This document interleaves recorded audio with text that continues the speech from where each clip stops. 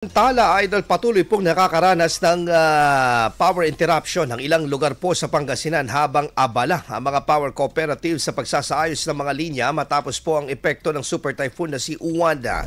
Ayon po sa dagupan na Electric Corporation or DECORP, nakakaranas ng kanilang ilan po sa mga franchise area po nila ng unscheduled interruptions at kasalukuyang sinasagawang restoration sa mga naapektuhang lugar.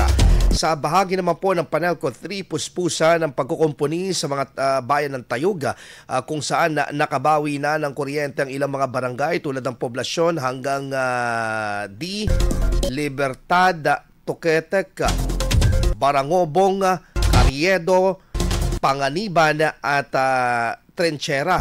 Batay po sa ulat naman ng Central Pangasinan Electric Cooperative or CENPELCO noong hapon ng November 10, nakabawi na rin ng kuryente ang mga bayan ng Malasiki, San Carlos City, Bayambang, Bautista, Alcalá, Bogalion, Binmaley, Lingayen, Mangatarem at Urbistondo. Samantala, nagpapatuloy ang inspeksyon at pagkukumpuni ng mga power cooperatives sa mga poste at linya ng kuryente sa iba pang apektadong lugar sa buong lalawigan. IFM News. IFM News. IFM.